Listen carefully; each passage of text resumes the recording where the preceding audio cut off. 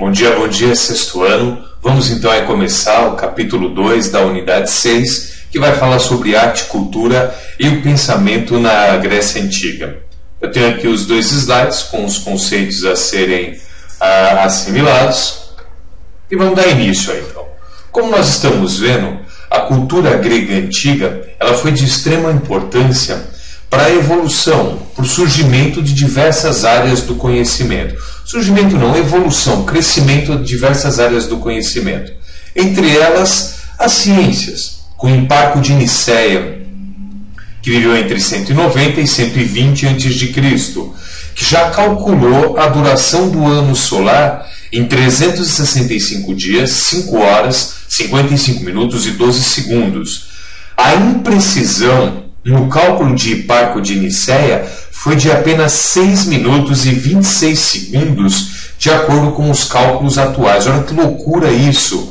Um grego, Hipparco de Nicéia, 200 anos antes de Cristo, 100 anos antes de Cristo, antes do nascimento de Cristo, consegue calcular o ano solar apenas através da observação e de cálculo matemático. Nós vamos ter também Aristarco de Samos, que viveu entre 320 e 250 a.C., que defendia que o Sol era o centro do nosso sistema planetário. Ele já defendia aí a chamada teoria heliocêntrica, com todos os outros planetas girando aí em torno do Sol. E Erastótenes de Cirene, que viveu entre 276 e 194 a.C., que já descreve a Via Láctea, aquele conjunto de estrelas que corta aí o nosso céu ao meio. Recebeu o nome de Via Láctea, pois lembra leite derramado sobre o nosso céu. Ainda no campo das ciências, eu vou ter aí Erasístotro, que viveu entre 310 e 250 a.C., que foi responsável por estudar a circulação do sangue e por entender aí o nosso sistema pulmonar. No campo da medicina, eu vou ter Hipócrates, que vive entre 460 e 377 a.C. Hipócrates ele percebe que o corpo humano deve ser analisado como um todo, em conjunto. De acordo com Hipócrates, o nosso corpo, o corpo humano, ele tem meios para tratar de si mesmo, ele vai se autocurar. Pois ele dizia que a natureza do nosso corpo tem o seu próprio poder curativo. Hipócrates é considerado aí o pai da medicina. Tanto é que os estudantes de medicina, quando se formam, eles fazem o juramento de Hipócrates. Na matemática, no século VI a.C., 500 anos aí antes de Cristo, os gregos começam a perceber que existe aí uma ordem, uma harmonia do céu, observando aí os fenômenos da natureza. Então eles observam uma regularidade no movimento do Sol, no movimento da Lua, na movimentação de algumas constelações, somente observando o céu. Eles começam a perceber a alternância do dia e da noite, a regularidade na alternância dos dias e das noites, a mudança de estação do ano. Eles começam a perceber que o inverno ele tem o dia mais curto e a noite mais longa. O verão já tem um dia mais longo, a noite mais curta. E eles começam a representar essa ordem da natureza através de números. Por isso, a matemática, num primeiro momento, ela começa a descrever os fenômenos da natureza. No campo da história, eu vou ter Heródoto, que é considerado o pai da história. Você só me tem como professor de história graças a esse grego Heródoto. Ele começa a separar o que é mitologia do que é fato real. Ele começa a investigar as coisas do mundo dos homens a partir de fontes históricas confiáveis. É na Grécia Antiga também que nós vamos ter o surgimento da filosofia, que é considerada a mãe de todas as ciências. É a partir da filosofia que vai surgir a matemática, física, química, a biologia. E a filosofia ela nasce, ou os estudos filosóficos eles nascem, a partir do momento em que o homem deseja conhecer a natureza e o próprio homem. Na filosofia, as perguntas são feitas com argumentos racionais, e não somente por meio de mitos e explicações sobrenaturais. A filosofia, ela surge com o objetivo de se contrapor à mitologia. Nós vamos ter então, no século 6 a.C., no ano de 500 a.C., os gregos que viviam aí na região da Jônia, observando a natureza e duvidando das narrativas míticas e duvidando dos mitos, da mitologia, para a explicação dos fenômenos naturais. Já que estamos falando de mitologia, vamos entender o que é a mitologia, como a mitologia grega ela surge, como ela começa a ganhar corpo, força. Mitologia nada mais é do que um conjunto de narrativas de história sobre deuses e heróis, sobre a origem do mundo, do homem e das forças da natureza. A mitologia, ela só foi criada de forma coletiva, e ela vai passando de uma geração para outra oralmente. Na Grécia Antiga, a mitologia era parte da identidade dos gregos. Os gregos viviam a mitologia no seu dia a dia. O mito, para os gregos, era um tipo especial de palavra que tratava dos mistérios do universo. A mitologia, ela vai procurar explicar a realidade, o mundo real, os fenômenos naturais, as origens do homem e do mundo, utilizando simbologia e representações de divindades e heróis, representação de deuses e heróis. Os mitos gregos, eles vão narrar acontecimentos de um passado muito distante. Eles vão contar a origem e a história dos deuses gregos. No campo das artes, os gregos também vão desenvolver a literatura, a arquitetura, a escultura e a pintura grega. Normalmente eles vão utilizar temas míticos para expressar artisticamente os seus valores. Então quer dizer que na literatura, arquitetura, escultura e pintura, o tema quase sempre vai ser a mitologia. A arte na Grécia Antiga, ela era baseada no ideal de perfeição. Para os gregos, qualquer manifestação artística deveria ser perfeita. Pintura, dança, teatro era levado à perfeição. Na pintura, nós vamos ter aí a criação das ânforas, que são vasos de cerâmica, que normalmente eram pintados aí com personagens míticos, cenas de batalha ou da vida cotidiana. Nós, historiadores, hoje, sabemos muito da história grega graças a essas ânforas, graças a esses vasos. Os gregos usavam duas técnicas para pintar os seus vasos. Uma delas era feita com figuras negras sobre um fundo vermelho e a outra figuras vermelhas sobre um fundo negro ou branco. O teatro é uma invenção grega. A manifestação artística teatral surge com a Grécia Antiga. O teatro, na verdade, ele foi criado em homenagem, em honra ao deus Dionísio.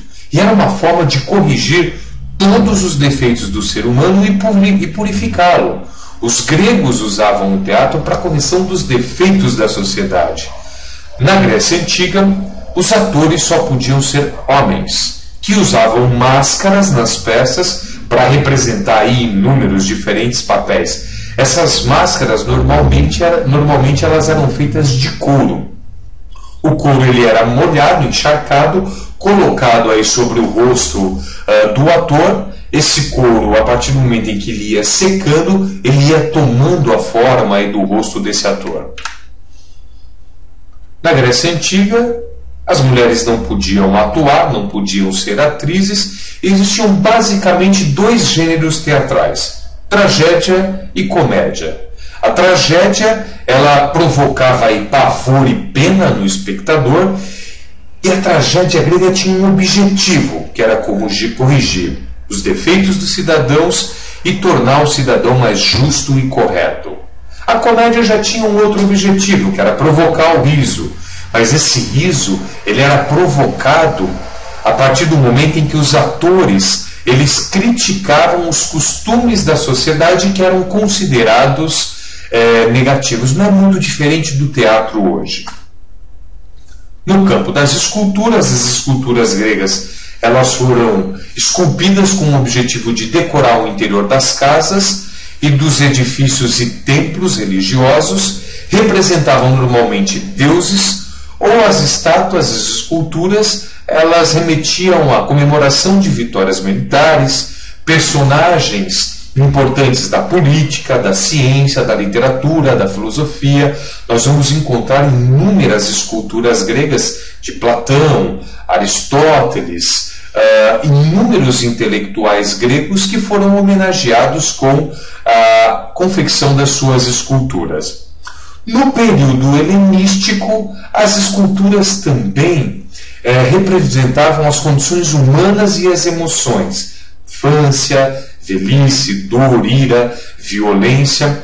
Eu tenho aí as esculturas do período arcaico, do período clássico e do período helenístico. No período arcaico, essa escultura é uma escultura simples, que não remete a movimento. No período clássico, as esculturas já passam ideia de movimento, mas você não vê, não percebe emoção nos rostos dessas esculturas. Já no período helenístico, além da ideia de movimento, de perfeição, o rosto dessas esculturas vai remeter às emoções, que pode ser ira, dor, felicidade, espanto. Trouxe aqui para vocês a imagem de dois vasos gregos. O vaso à esquerda está mostrando aí corredores, e o vaso à direita uma figura mitológica, que é um centauro, que era uma figura que tinha corpo de cavalo e o tronco, o dorso de um homem. Aqui eu tenho um belíssimo teatro grego antigo, que ainda hoje é usado aí para as representações teatrais. Os gregos, eles eram exímios construtores de teatro, de edifícios teatrais. Acompanhem a seta comigo. Aqui nas arquibancadas, os gregos, eles costumavam colocar vasos de barro de aproximadamente 1,80 m de altura, a minha altura aproximadamente.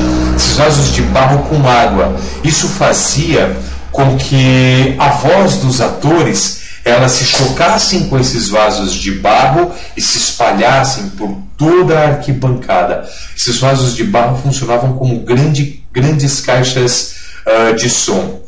Esse desenho em meia-lua, vocês podem ver aqui pela seta do mouse, esse desenho em meia-lua propiciava também que o último espectador na arquibancada, na última fila da arquibancada, ouvisse o ator claramente. É uma obra de engenharia perfeita. Aqui eu tenho um outro teatro grego. Observem a seta. Aqui eu tenho uma pessoa sentada. Essa pessoa mostra para a gente a grandiosidade deste teatro grego. Aqui eu tenho as máscaras que eram usadas aí pelos atores para as representações teatrais. Aqui eu tenho duas estátuas do período clássico e não do período arcaico. O período clássico aí ele está entre o helenístico e o arcaico. A figura, a escultura da esquerda, ela é bem conhecida, ela é chamada de discóbolo. Então você percebe que a qualquer momento você tem a impressão de que esse atleta ele vai arremessar o disco. Percebam aqui através da seta a perfeição dessa escultura em mármore. Mas o rosto não expressa sentimento nenhum. Aqui eu tenho uma outra escultura grega. Aí você me pergunta: professor, eles esculpiam essa escultura sem os braços? Não. É que com o passar dos anos, como o mármore dos braços eles eram mais finos, os braços de grande parte das esculturas gregas se perderam em terremotos, se perderam em saques de outros povos. À esquerda eu tenho uma escultura do período arcaico, que é uma escultura simples, sem grandes detalhes, que não passa a ideia do movimento. E à direita uma escultura do período helenístico. Percebam a riqueza de detalhes, percebam a dor no rosto desse pai que está vendo cobras enrolando-se em seus filhos e matando seus filhos. Então, à direita eu tenho uma escultura do período helenístico, à esquerda aqui uma escultura do período arcaico, vou voltar um slide, e aqui duas esculturas do período clássico. Com relação à religião, os gregos eles eram politeístas, acreditavam em vários deuses, e os deuses gregos eles se assemelhavam, eles eram parecidos com os seres humanos. Os deuses gregos também tinham relações de amizade entre si, casavam-se entre si, geravam filhos, outros deuses, e esses deuses viviam em constante conflito. A única diferença entre os deuses e os seres humanos é que os deuses eles eram imortais, mas os deuses eles eram invejosos, eles se irritavam, eles traíam uns aos outros, eles tinham os mesmos sentimentos que nós seres humanos, só que eram imortais. Nós vamos ver que cada deus na Grécia Antiga vai estar ligado a uma força da natureza, como Zeus, é o deus do trovão, um atributo, uma profissão ou uma atividade. Normalmente, cada cidade grega tinha o seu próprio deus que protegia essa cidade. Nós vamos ter os deuses olímpicos, que são os deuses maiores que viviam no Monte Olimpo, e o culto na Grécia Antiga acontecia a partir de festivais em homenagens a esses deuses gregos, disputas atléticas, como aconteceu com as Olimpíadas, que foi uma homenagem que acontecia na cidade de Maratona, ou melhor, na cidade de Olímpia, e homenageava aí os deuses olímpicos, e cada cidade tinha o seu deus protetor. Trouxe para vocês aí uma imagem do Monte Olimpo, onde os deuses, ou melhor, os gregos antigos, acreditavam que os deuses habitavam o topo aí do Monte Olimpo. Aqui eu tenho dois templos gregos, um muito conhecido, que é o Partenon, na Acrópole da cidade de Atenas. Aqui eu tenho o oráculo de Delfos, na cidade de Delfos, ou que sobrou do oráculo de Delfos, esse templo. E aqui eu trouxe para vocês alguns deuses olímpicos, alguns exemplos, como Zeus, que era o deus dos deuses, senhor do céu e da terra e senhor do Olimpo. Hera, que era esposa de Deus, deusa dos deuses, protetora do casamento. Então, se um casamento não ia muito bem na Grécia Antiga, tanto o homem quanto a mulher rezava para Hera. Poseidon, que era o deus dos oceanos e mares, Hades, que era o deus do mundo dos mortos, Atena, que era a deusa da guerra justa, da justiça, da sabedoria, Apolo, deus do sol, das artes, das profecias. Aqui eu tenho os chamados deuses menores, que não vivem no Olimpo, como Deméter, que era a deusa da agricultura, Eros, que era o deus do amor, Hestia, que era a deusa do fogo e da família. Então toda a casa grega tinha ali um candeeiro com fogo aceso em homenagem a Hestia. E esse fogo ele nunca se apagava na casa. Com relação à religião também, os gregos também veneravam os seus heróis, que eram semideuses, ou seja, os heróis eles eram o fruto do casamento, não, era o fruto aí, era o nascimento de um deus com um mortal. Eram muito respeitados e admirados por suas ações. Um exemplo de semideus era Hércules, que era capaz aí de feitos impossíveis para os seres humanos. Hércules tinha uma força absurda, só que Hércules não era imortal. Nós vamos ver aí que cada cidade grega vai cultuar os seus próprios heróis, que são semideuses, e os seus próprios deuses. Cada cidade vai construir aí os seus santuários e templos para homenagear esses deuses, e os cultos eles eram públicos e aconteciam aí em determinadas épocas do ano. Vou dar um exemplo para vocês. Na época da colheita da uva, nós tínhamos aí festivais em homenagem a Dionísio, que era o deus do teatro, mas também o deus do vinho, da uva, da boa colheita. Nós vamos ter aí os festivais, que eram grandes acontecimentos religiosos, e as competições esportivas, que também tinham caráter religioso. Na cidade de Olímpia, nós vamos ter aí as maiores competições esportivas da Grécia Antiga. Essas competições elas aconteciam em homenagem a Zeus, que era o maior dos deuses, e essas competições eram chamadas de Olimpíadas, que conhecemos. Quando a cultura e a influência grega estavam no auge, os antigos Jogos Olímpicos atraíam milhares de pessoas por terra e por mar, das colônias gregas espalhadas ao longo de todo o Mediterrâneo e do litoral do Mar Negro, e do trajeto entre as futuras terras da Rússia e da Espanha. Nenhum outro evento do mundo antigo atraía tantas pessoas ao mundo crescido.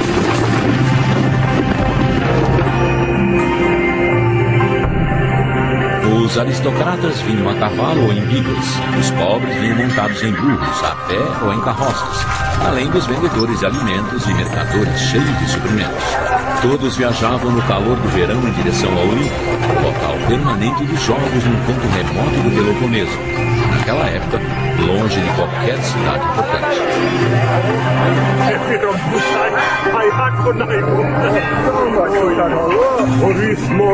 Aqui os atletas se associavam a poetas e atores em busca de aplausos. Os biscateiros alugavam tendas, cabanas, amuletos e poções. Os acrobatas e mágicos exibiam truques. Os comerciantes ofereciam comida e bebida. O calor, o barulho, a poeira, as moscas e a multidão deviam ser intoleráveis. A Vila Olímpica, naquela época, era uma favela à beira de um local sagrado. No coração de Olímpia encontrava-se o Templo de Zeus, dedicado ao deus supremo da mitologia grega. Segundo a lenda, Zeus se apoderou desse local após lançar um raio do topo do poderoso Monte Olimpo, onde ficava seu trono.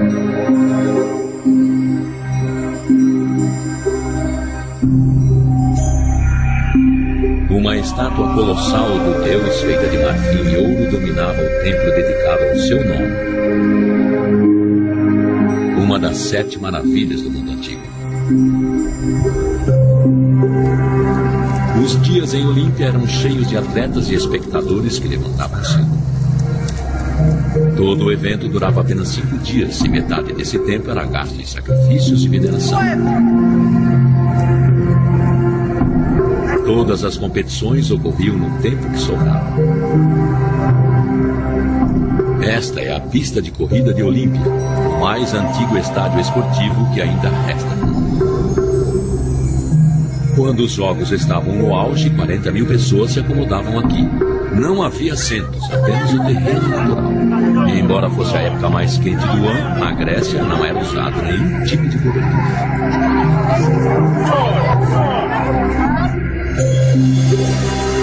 Os primeiros atletas a fazer sua entrada triunfal no estádio eram os superastros dos jogos antigos, os velocistas.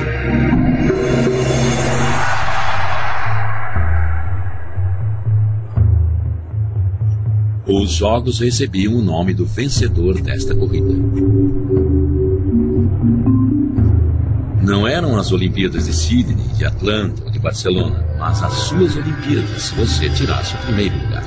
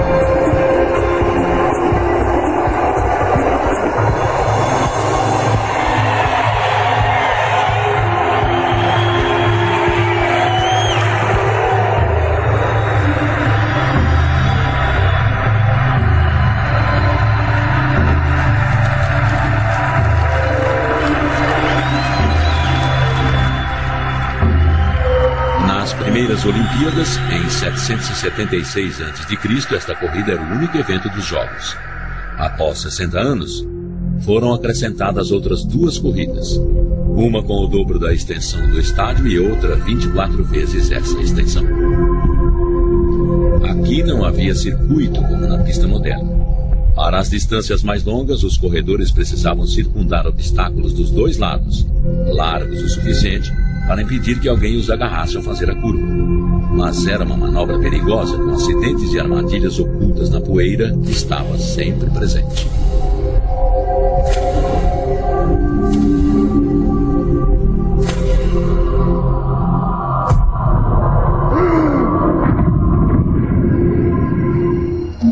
Duzentos anos se passaram antes que outro evento de corrida fosse introduzido nos Jogos. A corrida de armadura, ou o politódromo.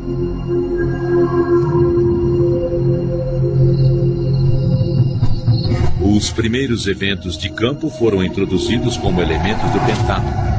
E é fascinante ver o quanto as técnicas antigas diferiam das modernas. Não dá para imaginar um lançador se posicionando num círculo, fazendo rotações precisas e lançando o disco à distância. Não era assim. Aquilo envolvia mais a força. O que os gregos provavelmente faziam era uma única ação. E você não dependia muito da técnica, mas da força no braço. O dardo era lançado com um amenton ou anculé, palavras antigas para tira. Uma tira era enrolada em volta do dardo, que era lançado com a mesma técnica. Mas a tira produzia um efeito de um rifle. Os saltadores em distância também eram diferentes. Obviamente o salto envolvia distância, mas também forma e estilo. Devia haver música, porque há muitas figuras pintadas em vasos com tocadores de flauta ao fundo. Parece que a música fazia parte da competição.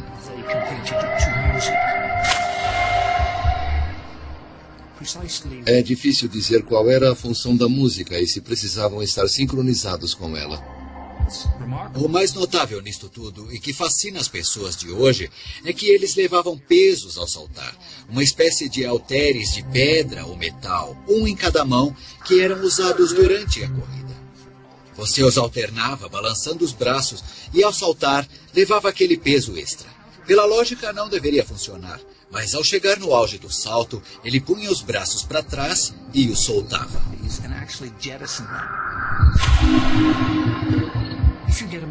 Se um atleta moderno saltar com pesos e soltá-los ao dar o salto, vai se atrapalhar todo. Não era o salto que temos hoje com pesos, mas outro bem diferente.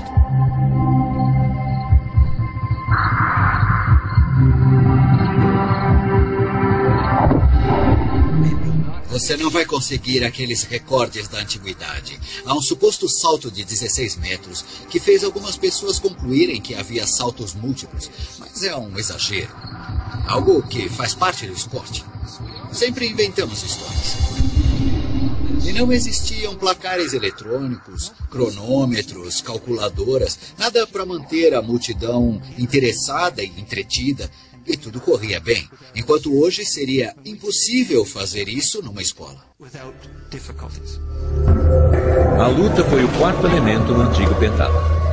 O boxe foi introduzido 20 anos depois, sendo seguido em 648 a.C. pelo Pancrácio, uma espécie de luta onde praticamente tudo era permitido: chutar, dar golpes, estrangular, imobilizar e boxear.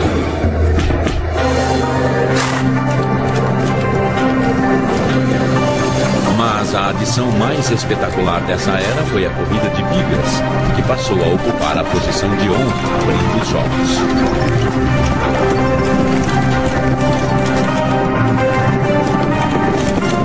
Os atletas não participavam delas.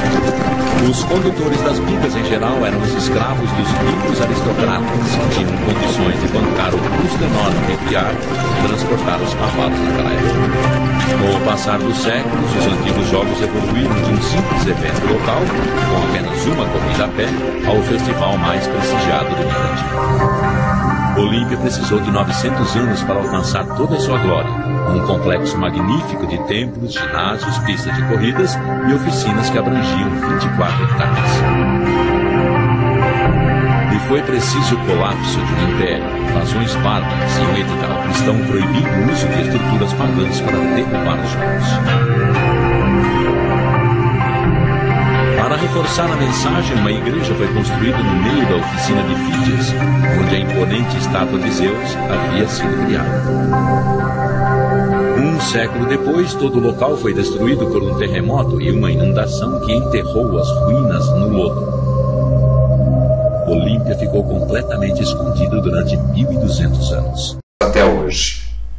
Trouxe aqui para vocês uma imagem de Zeus, que era o maior dos deuses, Hera, protetora dos casamentos, Poseidon, o deus do mar, com o seu tridente, Ares, que é o deus da guerra, sempre ou quase sempre com a lança, o elmo, que é o seu capacete e o seu escudo, Afrodite, que era a deusa do amor e da beleza, Atena, a deusa da sabedoria e da guerra. Quase sempre Atena ela vai aparecer com um escudo e com um elmo.